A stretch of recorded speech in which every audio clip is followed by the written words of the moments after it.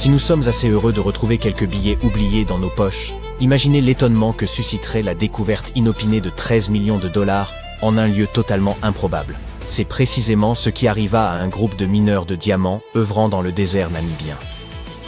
En 2008, ils mirent au jour un trésor stupéfiant enfoui dans une épave vieille de plus de 5 siècles et dont l'histoire demeure profondément énigmatique. L'aventure débuta en 1533, lorsque les Portugais entreprirent la construction d'un navire marchand d'un type nouveau. Ce bâtiment appartenait à une génération de vaisseaux jugés plus vastes, plus efficaces et plus robustes que leurs prédécesseurs. Le Portugal, alors maître des échanges maritimes, en avait grand besoin. Ainsi, ce navire fut conçu avec pour principal objectif de soutenir de longues expéditions au cœur d'une ère d'une prospérité exceptionnelle. Le 7 mars, les Portugais résolurent de mettre à l'épreuve leur remarquable navire récemment achevé. En cette fraîche journée de printemps, d'imposants bâtiments glissèrent sur les eaux du Tage avant de gagner l'Atlantique, leurs pavillons déployés et leurs mâts drapés d'étoffes éclatantes. Ils quittèrent ainsi Lisbonne, capitale du royaume, en direction de l'Inde occidentale. Du moins, c'est ce que pensent les chercheurs, car il s'agissait alors d'une route des plus usuelles. Les Portugais y cherchaient surtout des épices peu répandues dans l'Europe du XIVe siècle, telles que la cannelle, le gingembre, les clous de girofle, le poivre noir ou encore le curcuma. Ceci faisait de l'Inde une destination de choix. Hélas, l'un des navires n'atteignit jamais la destination fixée. Au grand désespoir de la cour portugaise, le bâtiment s'évanouit purement et simplement, sans laisser la moindre trace de naufrage. Aucune des quelques 300 personnes embarquées ne fut jamais retrouvée. Auraient-ils pu dériver au point de rejoindre les Amériques ou quelques îles perdues?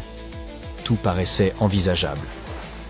Le navire, ainsi que l'énigme de sa disparition, acquit alors une aura légendaire.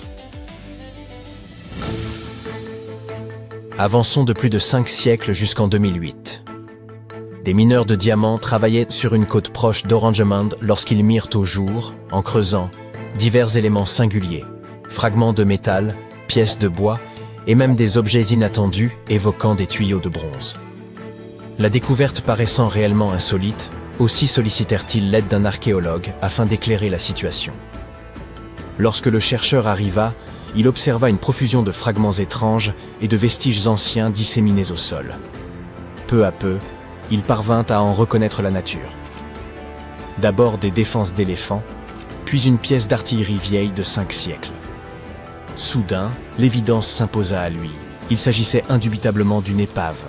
Ce qu'il ignorait encore, c'est que ce vestige maritime comptait parmi les plus importants jamais mis au jour.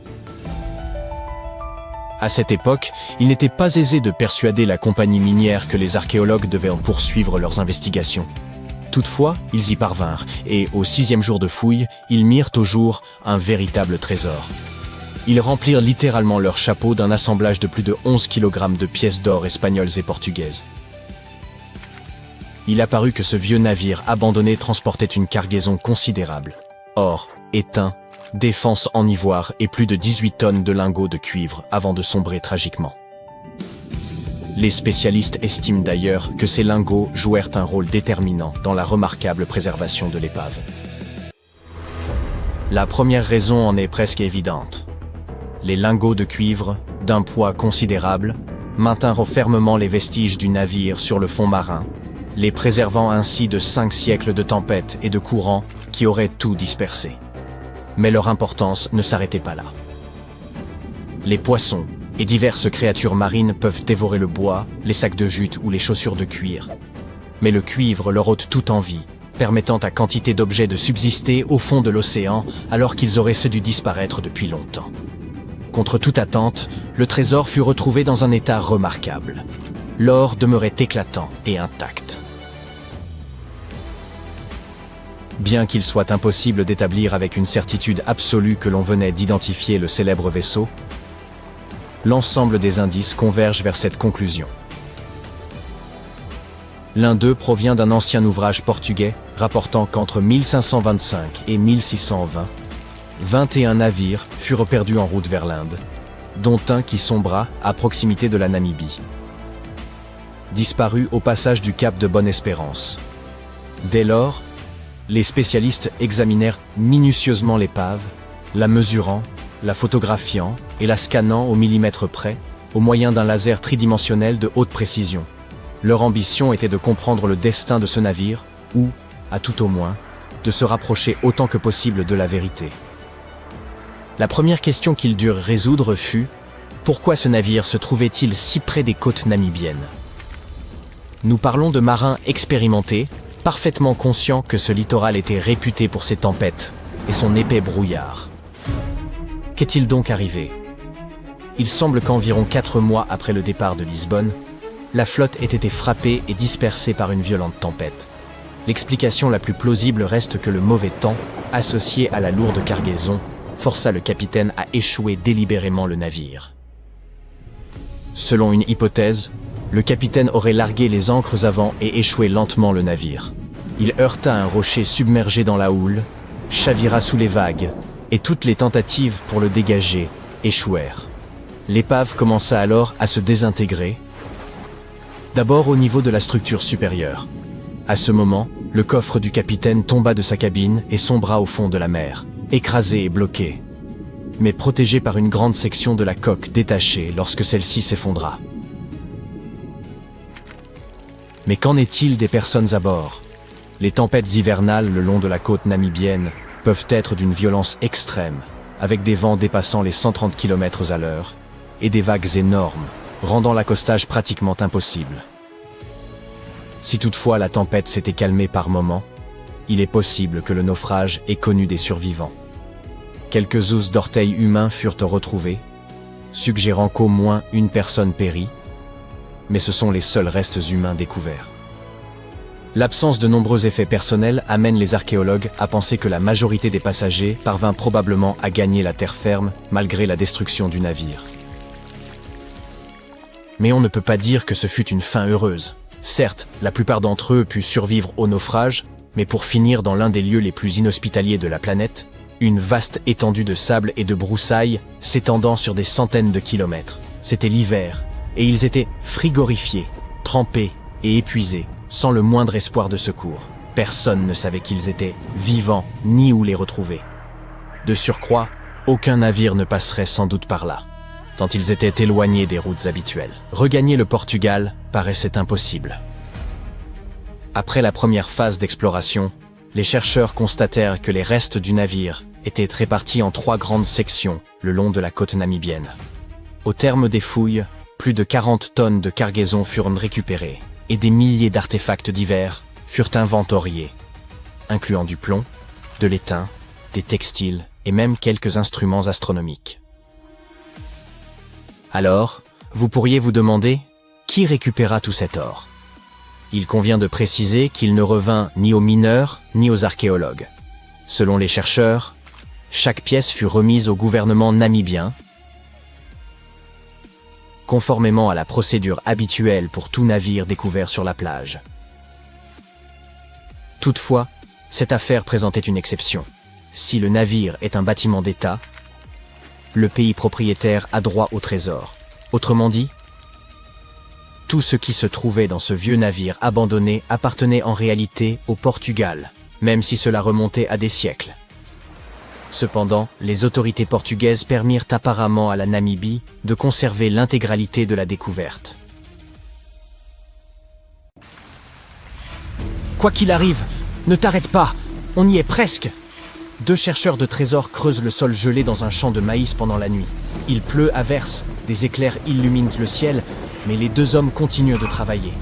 Et juste à ce moment, leur pelle heurte quelque chose de dur, incroyable, un coffre au trésor. Ils creusent de plus belle et découvrent un morceau de moteur de bateau.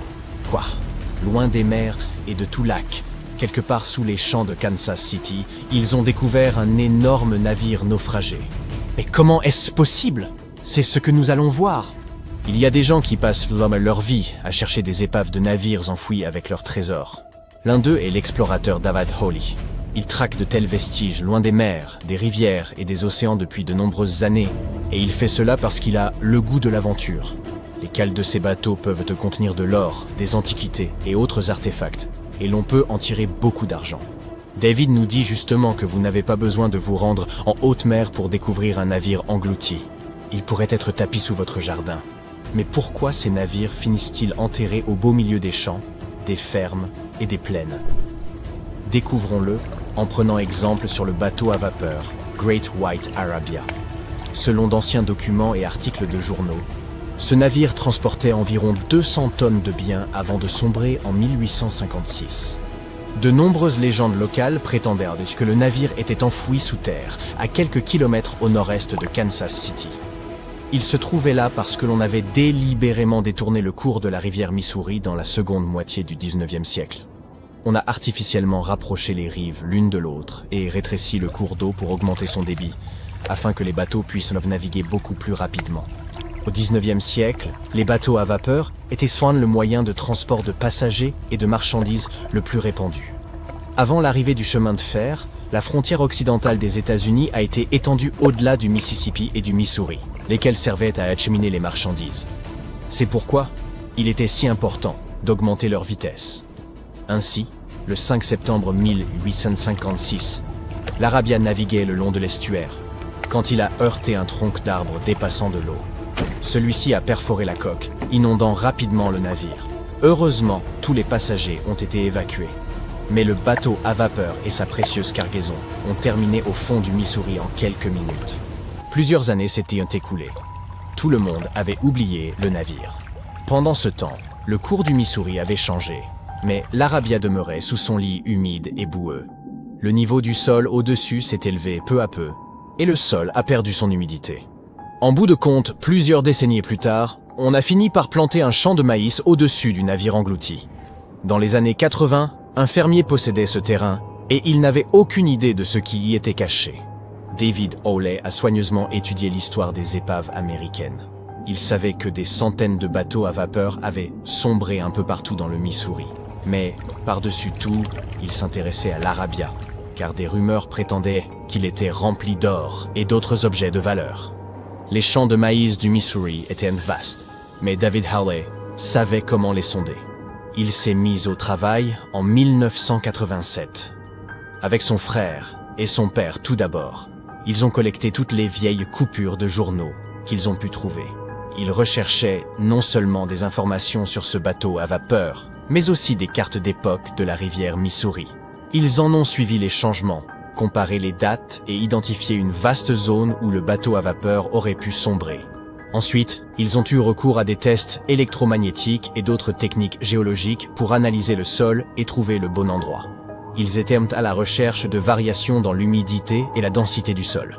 Puis, ils ont balayé la zone avec de puissants détecteurs de métaux. Ainsi, à l'automne 1988, ils avaient enfin déterminé l'emplacement du bateau à vapeur. L'Arabia mesurait la taille d'un terrain de football. Le gigantesque vaisseau gisait 14 mètres sous terre, soit 4 étages plus bas. Mais avant d'entamer les fouilles, ils ont dû demander l'autorisation au propriétaire du champ de maïs.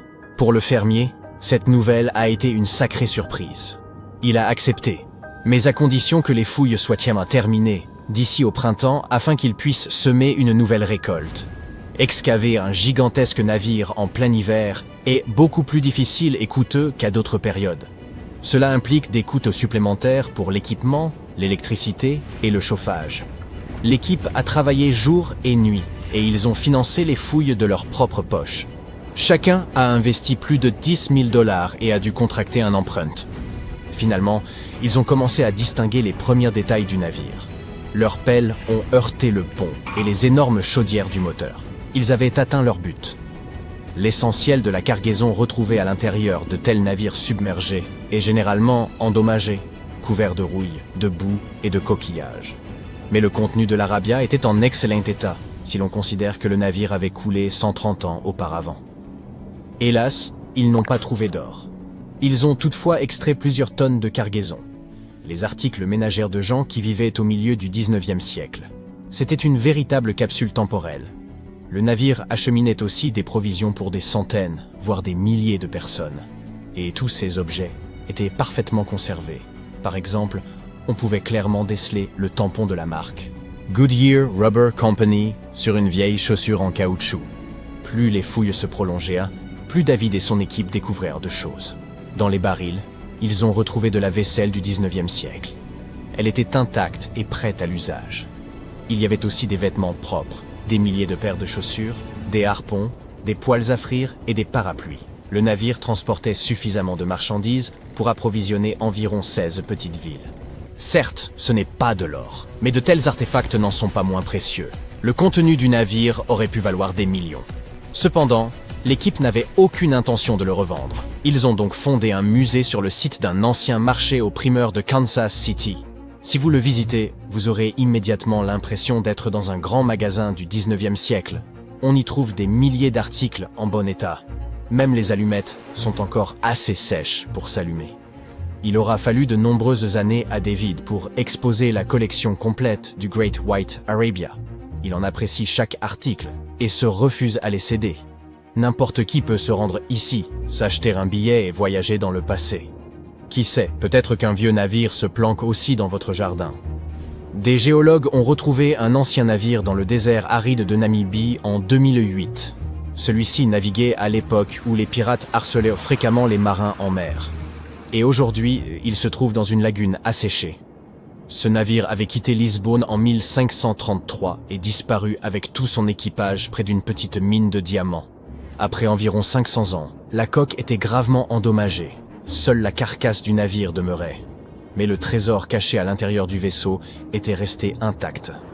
On a d'abord soigneusement étudié le bateau en essayant de ne rien abîmer. Et puis, 5 jours plus tard, on a retrouvé un vieux coffre dans la cale. En l'ouvrant avec précaution, on y a trouvé des pièces d'or. La valeur du navire a ainsi été estimée aux alentours de 10 millions de dollars. La cause exacte du naufrage reste inconnue, mais les experts pensent que ce navire a pu sombrer en raison d'une cargaison trop lourde et d'une météo peu clémente. Il a terminé au fond de l'eau, lequel est par la suite devenu un désert. Certains découvrent un avion dans leur potager. D'autres retrouvent un navire. Et un homme a un jour trouvé un passage vers une ancienne cité secrète dans sa maison. Tout cela s'est produit en Turquie en 1963. Le propriétaire du bâtiment avait décidé d'effectuer quelques réparations. Il est donc allé à la cave et a abattu une cloison pour en faire un salon. Et ainsi, derrière le mur, il a trouvé un tunnel qui conduisait sous terre. L'homme a pensé que c'était une sorte de chambre secrète. Il est donc descendu là-bas et a réalisé que c'était bien plus que cela. C'était une ancienne cité.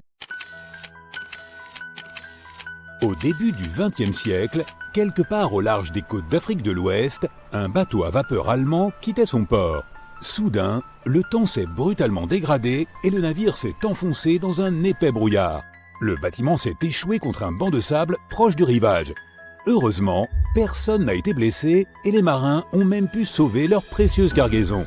Mais le bateau était définitivement coincé. Et il n'était pas le seul. Presque toute la longueur de la côte ouest de Namibie est appelée la côte des squelettes. Et si son nom semble sinistre, c'est parce qu'elle l'est elle-même. Cette plage, longue de 1570 km, fait partie des endroits les plus dangereux de la planète. Les tribus bushmen locales entretiennent la croyance selon laquelle leur divinité tutélaire aurait créé cette terre lors d'un accès de furie. Les Portugais ont été les premiers Européens à poser le pied en Namibie au XVe siècle. Et non, ils n'aimaient pas non plus la côte des squelettes. Les exportateurs portugais pensaient que cette terre abritait les portes du monde souterrain. C'est l'endroit où le désert du Namib rencontre l'océan Atlantique. Il n'y fait peut-être pas bon naviguer, mais c'est un lieu magnifique, ainsi qu'un site classé au patrimoine mondial de l'UNESCO. Si quelqu'un devait assurer la promotion de la côte des squelettes, il démissionnerait dès le premier jour. La région n'est pas vraiment touristique, en raison de sa géographie et de son histoire. Sous le sable et sous les vagues, un courant océanique secret guette les marins qui ne se doutent de rien. Il s'agit du courant Benguela. Il coule vers le nord, le long de la côte sud-africaine. Cette partie de l'Atlantique est riche en vie marine, mais la terre désolée qui l'aborde n'a pas vraiment gagné au change. C'est ce climat aride qui a créé le désert du Namib, l'une des régions les plus sèches de la planète. Et cette vie marine dont on vient de parler, ce sont des requins. 11 espèces d'entre eux pour être précis. Et oui, même le grand requin blanc y pointe le bout de son nez de temps à autre. Pour l'instant, nous avons un paysage désertique, de forts courants et des requins. Ce n'est certainement pas le lieu idéal pour une station balnéaire. Mais si quelqu'un se retrouve sur la côte des squelettes, saura-t-il qu'il court un grand danger? Ne t'inquiète pas, il s'en rendra bien compte par lui-même. La plage est jonchée d'épaves de toutes tailles et de toutes origines. Si tu te souviens du navire allemand dont on a parlé au tout début, sa poupe massive et rouillée dépasse maintenant des sables du désert. Au total, quelques 500 épaves sont disséminées le long de la côte. Et c'est une foule hétéroclite, des galions portugais vieux de plusieurs siècles aux navires qui s'y sont échoués à notre époque. Un bateau de pêche moderne, baptisé le Zeila India, a trouvé le moyen d'échapper à son câble de remorquage en 2008 pour se retrouver échoué sur la côte des squelettes. Certes, il ne s'est pas vraiment échappé tout seul, et les éléments l'y ont un peu aidé. Mais il vaut mieux être une attraction touristique sur la plage que d'être démantelé pour sa ferraille. Et c'est d'ailleurs ce qui attendait initialement ce pauvre chalutier. Le résident le plus célèbre de la côte des squelettes est l'épave du Dunedin Star. Ce cargo britannique s'est échoué ici en 1942. La vaste opération de sauvetage qui a suivi révèle pourquoi il est si dangereux pour les marins de s'aventurer ici. Les secours ont réussi à sauver tous les membres de l'équipage ainsi que les passagers. Mais à quel prix? Un avion et un remorqueur ont été perdus au cours de l'opération et il aura fallu 2 mois au dernier des sauveteurs pour rentrer chez eux au Cap, en Afrique du Sud. Pourquoi, te demandes-tu? Un simple coup d'œil sur une carte de la région permet de le comprendre.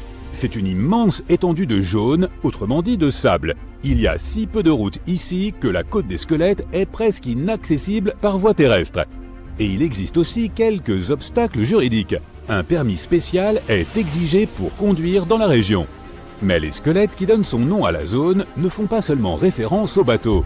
Ils évoquent également des ossements d'animaux, dont la plupart appartenaient à des baleines et à des phoques. De nombreuses créatures se sont adaptées à la région, et c'est pourquoi les lions et les hyènes parcourent le littoral en quête de nourriture.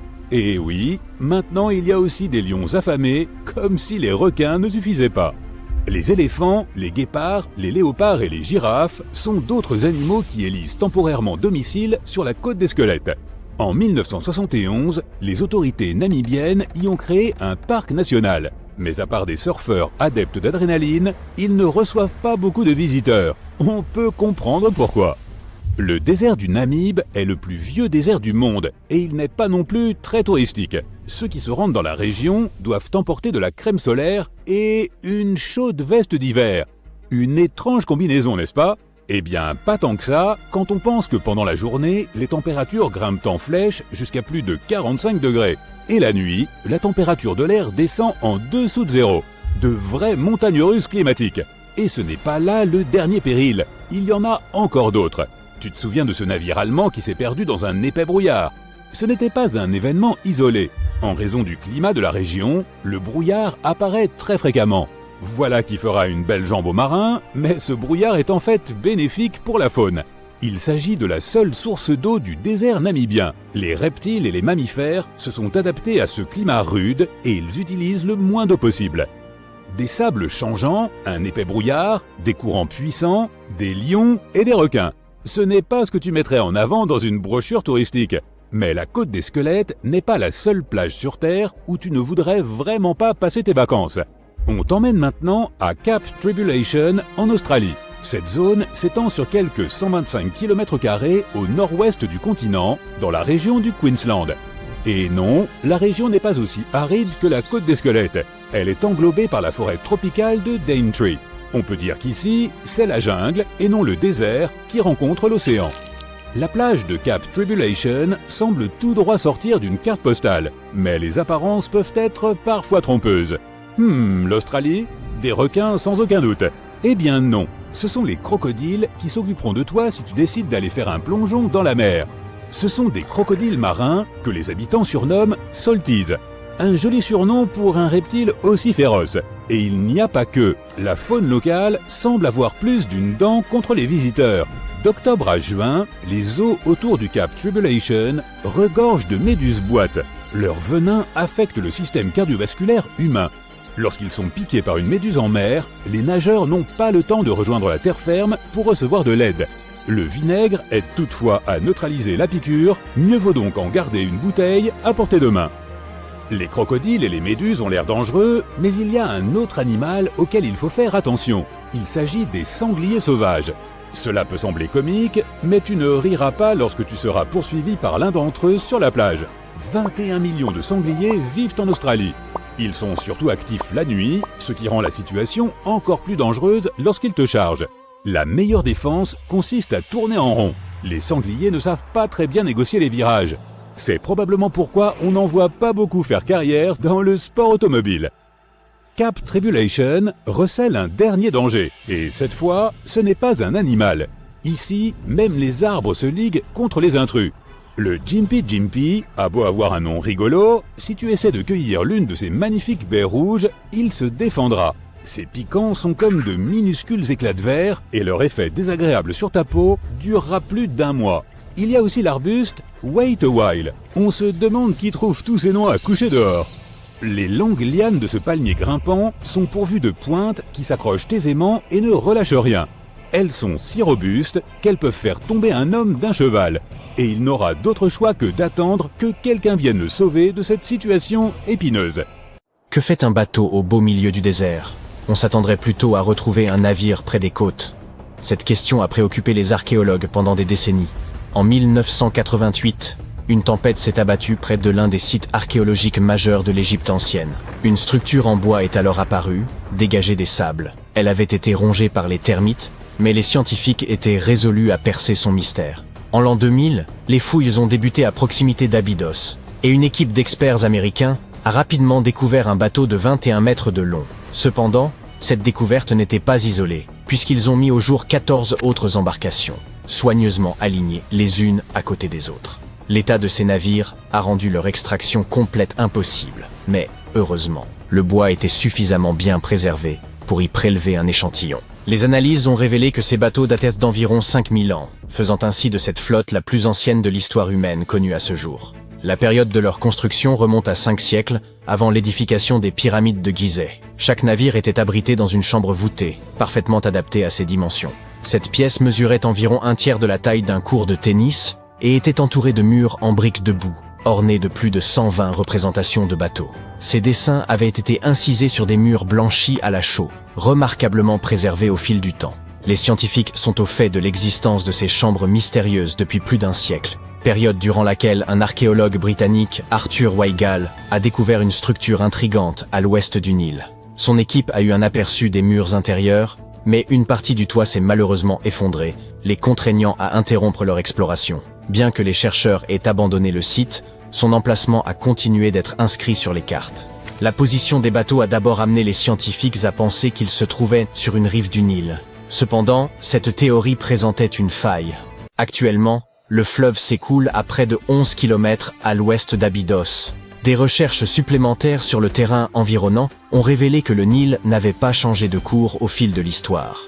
De plus, si les bateaux avaient flotté près d'un quai, leur position aurait été instable. Or, les 14 embarcations découvertes à Abydos étaient parfaitement alignées les unes par rapport aux autres. Une seule conclusion pouvait être tirée de cette situation. Quelqu'un les avait délibérément disposées ainsi, ce qui impliquait un effort considérable. Chaque bateau pouvait accueillir jusqu'à 30 rameurs, prouvant ainsi qu'ils étaient adaptés à la navigation. Il ne s'agissait pas de simples maquettes, mais les chercheurs doivent encore déterminer s'ils ont effectivement navigué sur des étendues d'eau de l'Égypte ancienne. Cela n'enlève rien à l'importance de cette découverte. Auparavant, les archéologues n'avaient mis au jour que des modèles réduits.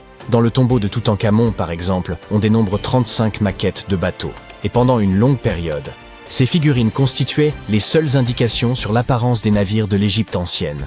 La conception de ces bateaux atteste de leur authenticité. Ils constituent les plus anciens exemples connus de ce que l'on appelle des bateaux construits. Dans l'Antiquité, les gens réalisèrent des embarcations primitives, en creusant de grands troncs d'arbres, tandis que l'alternative consistait à assembler des roseaux pour former un radeau. Mais les bateaux découverts à Abydos étaient composés de planches attachées ensemble. Cette découverte a marqué une avancée significative dans le domaine de la construction navale. À leur époque, ces bateaux devaient être impressionnants, car le bois représentait une ressource précieuse. Dans le désert, il n'y avait pas de bois, et le cèdre devait être importé du Liban. Seul le pharaon pouvait se permettre un tel luxe. L'étude de la zone entourant l'ancienne flotte a également apporté des éclaircissements supplémentaires. Les scientifiques ont découvert une structure en briques de boue dédiée au culte du pharaon, et sa date de construction approximative coïncide avec celle des bateaux en bois. Les mêmes briques utilisées pour édifier ce bâtiment ont également servi à enfermer la flotte. Lors de leur construction, les salles qui les abritaient étaient dotées d'un plafond, une section que les archéologues ont mise au jour au début du XXe siècle. Tout comme les momies dans leurs sarcophages, ces magnifiques navires reposaient à l'intérieur de voûtes splendides. L'extérieur de ces salles était tout aussi impressionnant. À l'origine, les murs extérieurs étaient revêtus d'un enduit en calcaire blanc qui avait la capacité de réfléchir la lumière. Sous les rayons du soleil désertique, la structure abritant les bateaux devait resplendir à des kilomètres à la ronde. Les bâtisseurs égyptiens anciens ont employé la même méthode pour recouvrir les pyramides 5 siècles plus tard. Aujourd'hui, leur surface apparaît en dents de scie, mais cela n'a pas toujours été le cas. Lors de leur construction, les pyramides présentaient une fine couche supérieure de calcaire blanc, dont la surface lisse scintillait sous la lumière du soleil.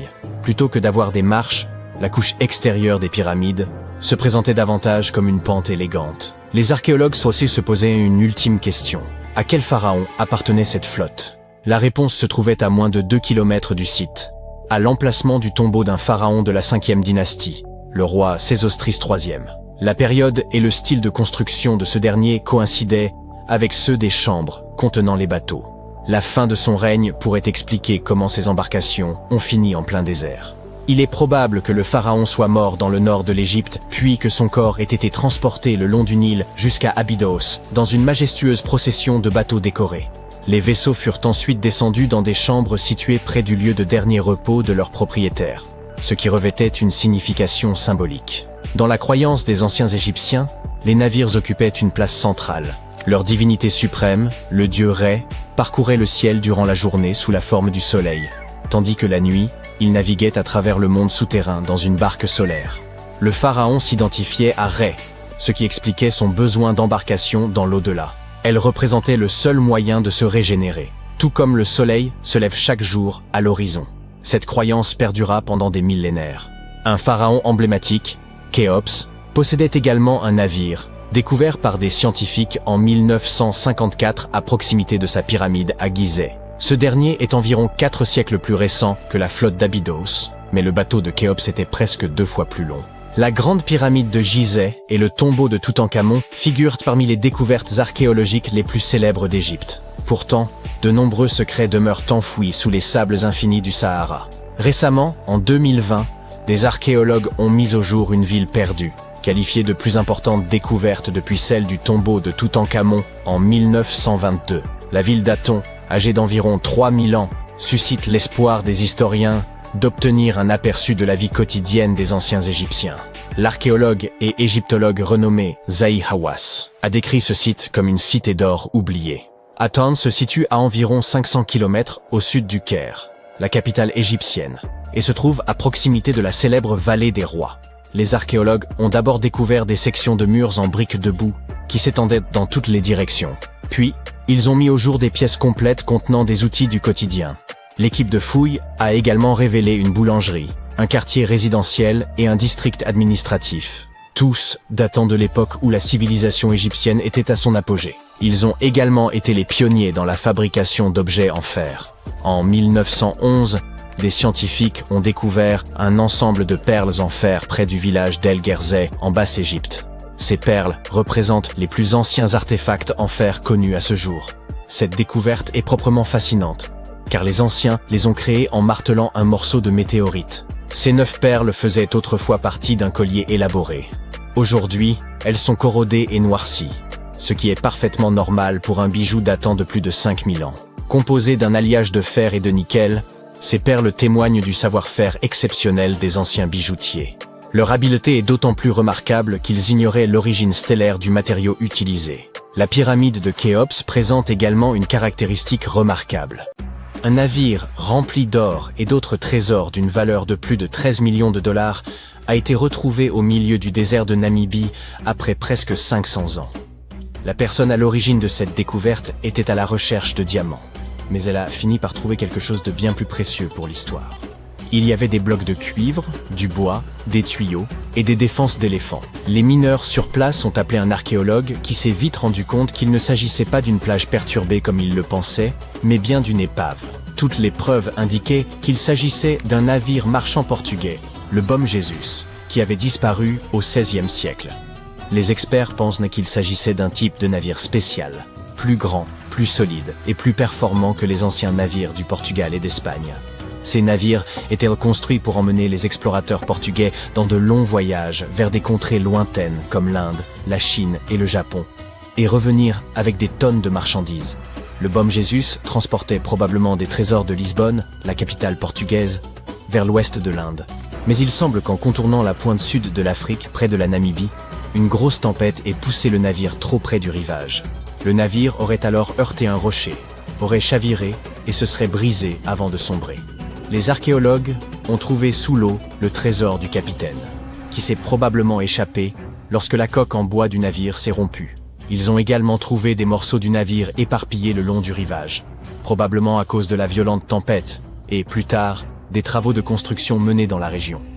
La tempête a dû être très violente, mais comme ils n'ont pas trouvé beaucoup d'os, ils pensent que la plupart des membres de l'équipage ont survécu ou ont été perdus en mer. Le navire était divisé en 3 sections et était incroyablement bien conservé, grâce aux épaisses couches de sable qui le recouvraient et l'empêchèrent de pourrir. Les archéologues qui ont étudié l'épave ont découvert plus de 40 tonnes de fret. Il y avait des canons, des épées, des blocs de métal, du plomb et de l'étain, des tissus et des outils que les marins utilisaient pour se repérer avec les étoiles lorsqu'ils traversaient l'océan. Mais la découverte la plus passionnante reste celle de 1845 lingots de cuivre, pesant au total 16 à 17 tonnes. Ces lingots de cuivre, des morceaux de métal pur, sont encore en très bon état, car la coque du navire et les couches de sable les ont protégés de l'eau de mer. Les scientifiques ont même réussi à lire les marques qu'on avait gravées dessus, et ont appris qu'ils avaient été fabriqués par une très riche société commerciale allemande. Il y avait également plus de 2000 pièces d'or et d'argent provenant de différents pays, et 105 énormes défenses d'éléphants pesant environ 2 tonnes. Les défenses étaient probablement destinées à devenir des objets de luxe, tels que des bijoux ou des sculptures. Les archéologues ont prélevé des échantillons d'ADN sur les défenses et ont découvert qu'elles provenaient d'éléphants des forêts et des savanes d'Afrique de l'Ouest. Les chercheurs ont eu de la chance, car le navire se trouvait dans une zone d'extraction de diamants à accès restreint. Aucun pilleur n'avait pu mettre la main sur les trésors avant eux. Le Bom Jesus reste l'épave la plus ancienne et la plus précieuse jamais découverte au large de la côte ouest de l'Afrique subsaharienne. Une autre épave récemment découverte par hasard était enfouie sous une dune de sable de 3 mètres de haut près de la mer Caspienne. Certains l'appellent le plus grand lac du monde. Et son niveau d'eau monte et descend au fil du temps en raison des changements climatiques. Ces changements peuvent déplacer le sable et mettre au jour, le long de la côte, des objets tels que cette épave et d'autres trésors. C'est en raison de la lente disparition de la dune que le navire a commencé à apparaître. Avant de la déterrer, les scientifiques craignaient que les vagues n'endommagent que l'épave. Pour la protéger, ils ont érigé un mur avec plusieurs milliers de sacs de sable, formant une digue. Lorsque le navire a enfin été désenfoui, ils ont découvert qu'il s'agissait d'un vaisseau marchand à 3 mâts de 28 mètres de long, avec une double coque solide. Des échantillons de bois ont permis de déterminer que le navire avait été construit entre le XVIIIe et le XIXe siècle à partir d'arbres tels que le pin sylvestre, l'épicéa et le mélèze provenant de la région de la Volga ou du Caucase. Ils ont même trouvé du sarrasin et des plantes de la même région, qui étaient probablement échangées ou utilisées pour nourrir les marins. Cela prouve que le navire faisait partie d'un groupe de navires marchands qui naviguaient autrefois sur la mer Caspienne. Un jour, un pêcheur amateur qui avait plongé à 6 mètres sous la mer au large des côtes de la Turquie a remarqué d'énormes restes métalliques. Il avait une caméra sous-marine, il a donc filmé sa découverte et l'a apportée à des scientifiques. Ils ont immédiatement ouvert une enquête et ont appris qu'il devait s'agir d'une épave des premières décennies du XXe siècle. Il s'agirait d'un navire de l'Empire ottoman qui avait pour mission de livrer des marchandises, mais qui avait disparu sans laisser de traces. Les scientifiques ont obtenu la permission d'étudier cette épave de la mer Noire en détail afin d'en apprendre davantage sur ses mystères. Ils espèrent trouver ses papiers d'identité, ce qui leur permettra d'obtenir quelques réponses, car le navire lui-même est en très mauvais état et difficile à manipuler. Des robots sous-marins appartenant à une compagnie pétrolière et gazière ont repéré des centaines d'anciennes amphores intactes sur le fond marin de la Méditerranée orientale. Les experts pensent que ces amphores ont 3300 ans. Il s'agirait donc de la plus ancienne épave de navire découverte en haute mer. Les amphores étaient probablement utilisés pour stocker de l'huile ou d'autres produits agricoles, tels que des fruits. Cela prouve que les personnes qui les avaient fabriqués s'occupaient également de commerce maritime et possédèrent des compétences incroyables en matière de navigation. Cela nous indique aussi que les marins de l'Antiquité étaient capables de traverser la Méditerranée sans avoir à se repérer d'après les côtes. Tout ce qu'ils pouvaient voir, c'était l'horizon, et ils devaient donc utiliser le soleil et les étoiles pour s'orienter. Au large des côtes siciliennes, sous 6 mètres de sable et de roches, des archéologues ont découvert une épave si ancienne qu'ils ne sont même pas sûrs des matériaux utilisés pour la construire. Ils pensent que le navire date du VE ou 6e siècle avant notre ère, ce qui signifie qu'il aurait plus de 2500 ans. Ce navire ancien n'était pas seul. Les chercheurs ont également trouvé 2 ancres en fer en forme de T inversées datant du 7e siècle de notre ère environ, ainsi que 4 ancres en pierre datant de la préhistoire à proximité. L'une des ancres en pierre était cassée, et il se peut qu'elle ait été fixée au fond marin à l'aide de morceaux de bois. Ils ont découvert que le navire lui-même avait été construit selon la technique de la coque. Les planches de bois du navire étaient ainsi étroitement assemblées qu'elles pouvaient à elles seules soutenir le navire, avec des poutres supplémentaires ajoutées juste pour le rendre plus robuste. Malheureusement, la coque en bois du navire est aujourd'hui très fragile, car de minuscules créatures marines l'ont endommagée au fil des siècles. Les scientifiques sont très prudents lorsqu'ils l'étudient, et veillent à ce qu'elle ne se désagrège pas. Cette découverte est très importante, car le navire a été construit à une époque où la Sicile était un endroit très stratégique pour le commerce régional. À cette époque, les Grecs et les Puniques tentaient de prendre le contrôle des mers, bien avant que Rome ne devienne la puissance dominante de la Méditerranée. En étudiant ce navire, les scientifiques espèrent en apprendre davantage sur la façon dont les gens voyageaient et faisaient du commerce à cette époque lointaine. Une autre épave, cette fois au large des côtes du Kenya, pourrait provenir du dernier voyage de Vasco de Gama. Cet explorateur portugais fut le premier Européen à atteindre l'Inde par la mer en contournant le cap de Bonne-Espérance. Des pêcheurs locaux ont découvert l'épave en question en 2013. Lorsqu'un archéologue sous-marin est venu l'examiner, il a trouvé quelques trésors, des défenses d'éléphants et de précieux lingots de cuivre. Si cette découverte a vraiment un rapport avec Vasco de Gama, elle doit dater du XVIe siècle. 1524 fut l'année de son 3e et dernier voyage en Inde. De Gama dirigeait une immense flotte de 20 navires, dont l'un était le Saint-Georges. La majeure partie du vaisseau est cachée sous des couches de corail, et toute une équipe de scientifiques creuse soigneusement des tranchées pour retrouver des parties de la charpente et de la coque du navire. Il y a 360 ans, un immense vaisseau britannique, le London, a explosé dans l'estuaire de la Tamise, coûtant la vie de plus de 300 personnes, parmi lesquelles des marins et leurs proches. Les causes exactes de cette tragédie demeurent incertaines, mais les chercheurs semblent aujourd'hui plus proches que jamais de percer ce mystère. Des plongeurs ont en effet découvert, par hasard, un canon en bronze remarquablement préservé. Enfoui depuis des siècles dans la vase et l'argile, cet objet pourrait bien renfermer les clés de l'énigme. Le London, bâtiment de service édifié pour la marine du Commonwealth d'Angleterre, entama son premier voyage en juin 1656. Il joua ensuite un rôle majeur dans l'histoire britannique. En 1660, il rejoignit le convoi dépêché aux Pays-Bas pour ramener Charles II et le réinstaller sur le trône. 5 ans plus tard, en mars 1665, il appareillait de Chatham et faisait cap sur Hope. De là, l'amiral Sir John Lawson était censé gagner le large. Toutefois, juste avant d'atteindre la bouée de Nowhere, la poudre entreposée dans la Sainte-Barbe explosa soudainement. 25 personnes abritées dans le carrosse du navire survécurent, tandis que plus de 300 marins périrent noyés. Le navire se brisa en deux. Henry Bennett, comte d'Arlington, colporta la rumeur selon laquelle l'accident devait être imputé à une poudre à canon médiocre et bon marché embarquée à bord. Les spécialistes dépêchés sur l'épave conclurent alors que, si les pièces d'artillerie demeuraient récupérables, la coque, elle, était irrémédiablement perdue. Plus tard, en 1669, une tentative de renflouement de quelques canons déclencha un scandale, car on chercha à employer ces trophées pour éponger une dette qui n'avait absolument aucun rapport. En 2005, des plongeurs redécouvrirent l'épave du London. Pour la préserver, les autorités portuaires dévièrent la voie de navigation, et une équipe d'archéologues commença une exploration méthodique du site. Cette relique apporte désormais un éclairage précieux sur l'histoire de la marine anglaise. La visibilité dans l'estuaire de la Tamise peut être épouvantable. Il arrive que l'on ne distingue même pas ce qui se trouve à plus d'un demi-mètre devant soi.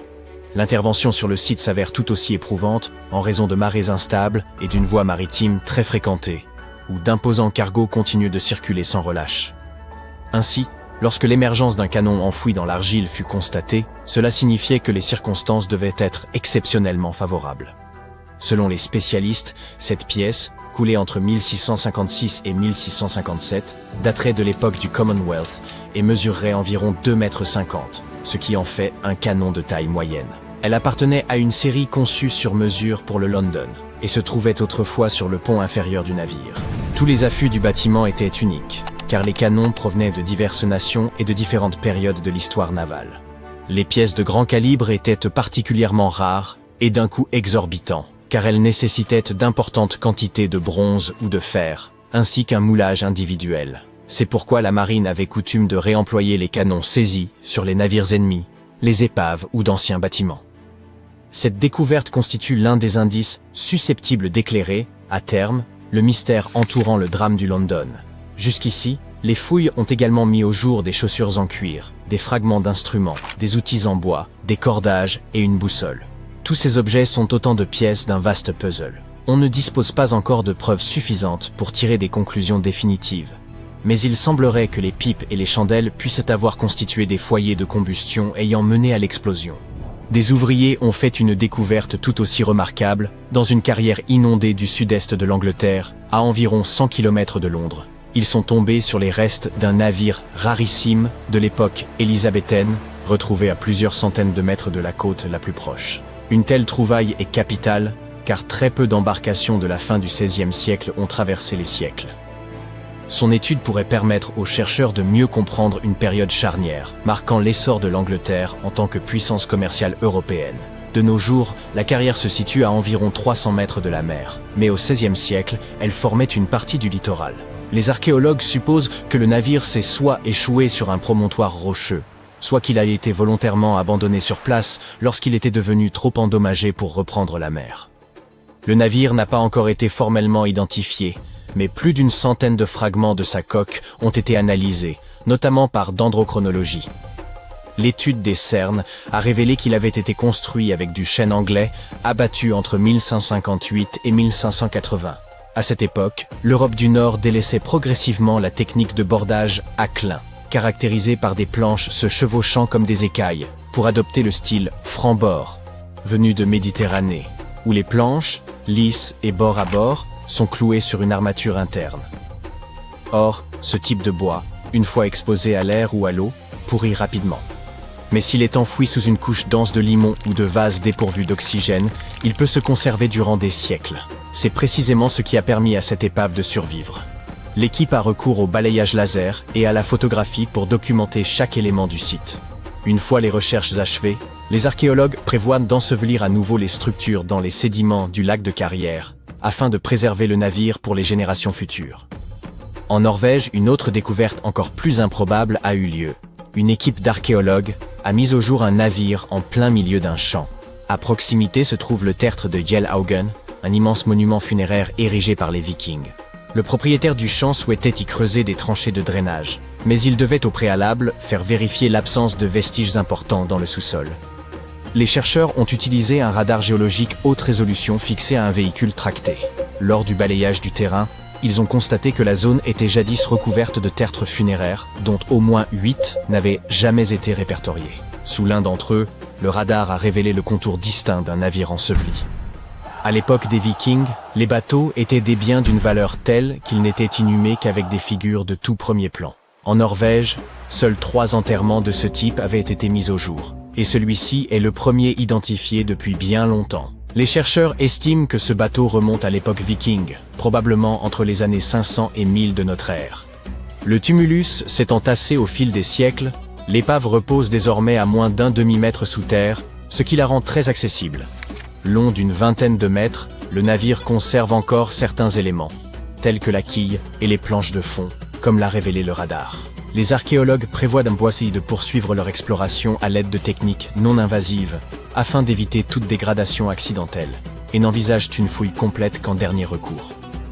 À des milliers de kilomètres de là, dans l'aridité du désert namibien, un mineur en quête de pierres précieuses a fait une découverte extraordinaire. Une épave vieille de près de 5 siècles. Alertés, les archéologues ont rapidement établi qu'il pourrait s'agir d'un navire marchand portugais disparu au XVIe siècle, le Bom Jesus, dont la disparition mystérieuse était restée inexpliquée jusqu'alors. Parti de Lisbonne chargé de richesses et en route pour les Indes, le Bom Jesus aurait été pris dans une violente tempête au large de la pointe sud de l'Afrique, avant d'être projeté contre les côtes namibiennes. Le navire se serait alors brisé sur les rochers avant de sombrer. Lors des fouilles, les chercheurs ont retrouvé des fragments de l'épave à la fois éparpillés sur le rivage et enfouis sous une épaisse couche de sable, dont la densité a contribué à leur remarquable préservation. Les archéologues mirent même au jour un véritable trésor. Plus de 40 tonnes de marchandises déversées dans les profondeurs lorsque la coque s'est rompue et que le contenu du coffre du capitaine s'est échappé. Parmi les objets récupérés figuraient des canons, des épées, des étoffes, des instruments de navigation céleste et surtout 1845 lingots de cuivre, de lourds blocs métalliques totalisant entre 16 et 17 tonnes. Les estampilles visibles sur leur surface ont permis d'identifier leur provenance, une richissime compagnie marchande allemande. Mais la découverte la plus saisissante fut sans conteste celle de plus de 2000 pièces d'or et d'argent, frappées dans des pays aussi variés que le Portugal, Venise, la France ou encore les royaumes morts. À cela s'ajoutaient 105 défenses d'éléphants monumentales, pour un poids estimé à 2 tonnes. Destinées sans doute au luxe, ces défenses provenaient, selon les tests ADN, d'éléphants des forêts et des savanes d'Afrique de l'Ouest. Peu de restes humains furent retrouvés sur le site, signe que l'équipage a soit réussi à s'échapper, soit péri en mer. On dit que rien n'est jamais perdu. Et c'est vrai, découvrons des navires figés dans le temps.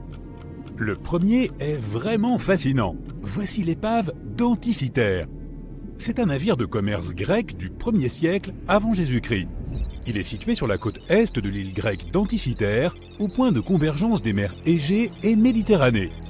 Environ 2000 ans plus tard, en 1900, un groupe de plongeurs grecs à la recherche d'éponges a découvert l'épave. Ils se rendaient en Tunisie, mais ont été obligés de se mettre à l'abri d'une tempête sur une île voisine. Comme ils ne pouvaient aller nulle part à cause de la tempête, ils ont décidé de chercher des éponges jusqu'à ce que le temps se calme. L'un des plongeurs a découvert l'épave du bateau à une profondeur d'environ 40 mètres. La chasse aux éponges s'est donc transformée en chasse au trésor. Le capitaine du bateau des plongeurs a informé les autorités grecques de leur trouvaille et 2 autres navires ont été envoyés vers l'épave. L'opération de récupération a été couronnée de succès et les artefacts se trouvent désormais au Musée national archéologique d'Athènes. Ils comprennent 3 chevaux en marbre, grandeur nature, des bijoux, des pièces de monnaie et des centaines d'œuvres d'art, dont une statue colossale d'Héraclès de 2 mètres de haut. Parmi ces trésors, l'éphèbe d'Anticythère, une statue en bronze d'un jeune homme, a attiré davantage l'attention que les autres. Car l'éphèbe ne correspond à aucun modèle iconographique familier et il n'existe aucune copie connue de son type. Il tient un objet sphérique dans sa main. Les experts ont émis différentes hypothèses sur l'identité de ce personnage, mais elles ne font pas encore l'objet d'un consensus. Plus de 70 ans plus tard, Jacques-Yves Cousteau et son équipe se sont rendus dans la région et ont récupéré des centaines d'autres artefacts, ainsi que les restes de 4 personnes. Fait intéressant, ils ont aussi découvert un ensemble complexe d'engrenages imbriqués, capables de prédire le mouvement du Soleil, de la Lune et de plusieurs planètes. Le mécanisme peut aussi indiquer les heures des éclipses solaires et lunaires des années à l'avance. Cette machine d'Anticythère est donc une espèce de calendrier informatique précoce. Il s'en servait pour planifier des événements importants comme les activités agricoles, les rituels religieux et les Jeux olympiques. Ces artefacts, trouvés dans l'épave d'Anticythère, font partie des découvertes les plus importantes de l'archéologie moderne. Rien que la machine elle-même a changé notre perception des limites de la technologie antique. Ce mécanisme repose sur une conception sophistiquée et a été fabriqué il y a plus de 1000 ans. Même après toutes ces découvertes étonnantes, les experts pensent que le site de l'épave demeure largement inexploré. C'est surtout à cause de son emplacement et de la configuration des fonds marins sur lesquels repose le navire. L'épave est trop profonde pour les plongeurs en scaphandre autonome, mais trop peu profonde pour utiliser un submersible. Une étude réalisée sur le fond marin en 2012 a révélé la présence d'une deuxième épave, environ 245 mètres plus au sud. Il est clair que cette zone a beaucoup à offrir à l'humanité. Mais l'aurions-nous découverte si ces chasseurs d'éponges n'étaient pas allés l'explorer? Les scientifiques ont trouvé une épave en Antarctique au fond de la mer de Weddell, 107 ans après son naufrage. Le nom du navire était l'Endurance. C'était le navire perdu de l'explorateur Sir Ernest Shackleton.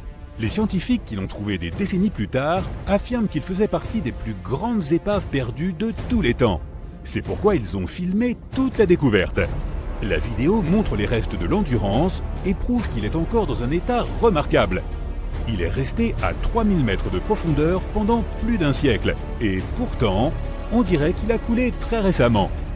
L'histoire est la suivante.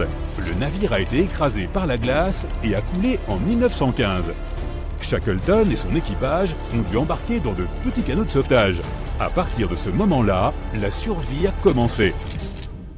Shackleton a réussi à mettre son équipage en sécurité. Puis, le navire a coulé.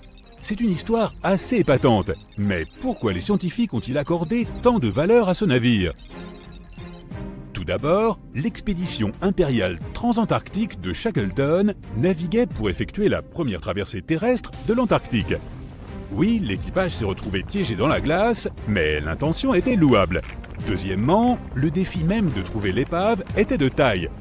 La mer de Weddell est presque toujours recouverte d'une épaisse couche de glace. Cette même glace qui a fait couler l'Endurance. S'approcher du lieu présumé du naufrage est très difficile, sans parler de la possibilité de mener des recherches. Les experts ont prévu le moment où l'étendue de la glace de l'Antarctique serait la plus mince, grâce aux images satellites. Ils ont également choisi un moment où la météo était en leur faveur pour lancer une expédition. Le docteur John Shears a déclaré qu'ils ont réussi à mener à bien la recherche d'épave la plus difficile au monde en luttant contre une glace en constante évolution, les blizzards et des températures descendant à moins 18 degrés Celsius. Et c'était des conditions plutôt clémentes pour la région. Enfin, regarde comme ces poutres sont bien conservées. On peut même encore lire le nom du navire. L'archéologue marin Mensun Bunt affirme que c'est la plus belle épave de bateau en bois qu'il ait jamais découverte. Or, il a 50 ans de carrière, donc ce ne sont pas des paroles en l'air. Mais comment se fait-il que le bois n'est pas pourri? Le docteur Michel Taylor, biologiste polaire des profondeurs, affirme que le bois s'est peu détérioré car les créatures mangeuses de bois ne se trouvent pas dans cette région sans forêt de l'Antarctique. Les ouvriers d'une mine de charbon dans l'est de la Serbie ont découvert 3 épaves de navires qui se trouvaient là depuis au moins 1300 ans. La plus grande provient d'une flotte de l'ancien empire romain. Elle mesure environ 15 mètres de long et a un fond plat. On estime que le navire pouvait transporter un équipage de 30 à 35 personnes. En regardant sa coque, tu peux voir les marques de réparation. Cela nous donne un aperçu de ce qui se passait il y a plus de 1000 ans. Les 2 plus petits navires, quant à eux, correspondent aux descriptions de bateaux utilisés par les groupes slaves pour attaquer la frontière romaine.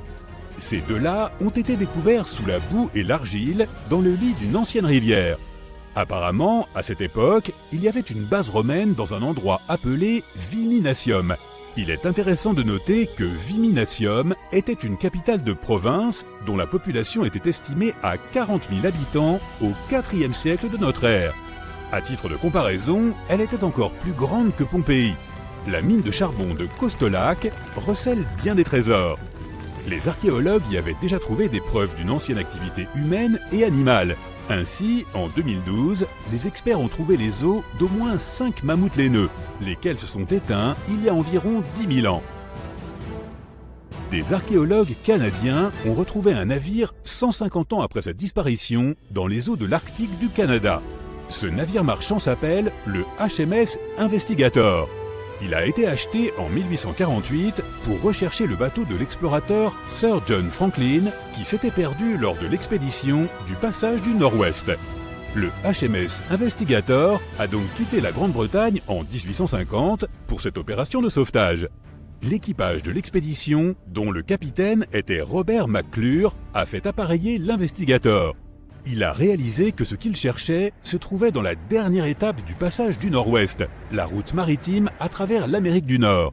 Mais avant qu'il ne puisse naviguer dans la mer de Beaufort, le navire de 122 tonnes s'est retrouvé à son tour coincé dans l'épaisse glace. L'équipage a passé l'hiver dans le détroit du Prince de Galles. L'été suivant, McClure a de nouveau essayé de naviguer jusqu'à la fin du passage. Mais la glace lui a de nouveau barré la route. Là aussi, l'équipage a été obligé de quitter le navire. Il a dirigé l'équipage vers la baie de Mercy. Ils ont dû y rester jusqu'en 1853, lorsque l'équipage du HMS Resolute les a enfin secourus. Imagine un équipage de 60 personnes qui a dû passer 3 hivers dans l'Arctique sans même savoir s'ils allaient survivre. Plus tard, le navire a été retrouvé, se dressant dans environ 11 mètres d'eau. Il était en très bon état. L'eau de l'Arctique avait empêché le pont extérieur du navire de se détériorer rapidement. On peut clairement voir la silhouette du navire et le bois dont il est fait. De plus, les archéologues ont découvert des artefacts sur la terre ferme laissés par les marins. Ils avaient tout déchargé avant d'abandonner l'Investigator. 3 tombes de marins et une épave de la marine britannique ont également été découvertes dans la région.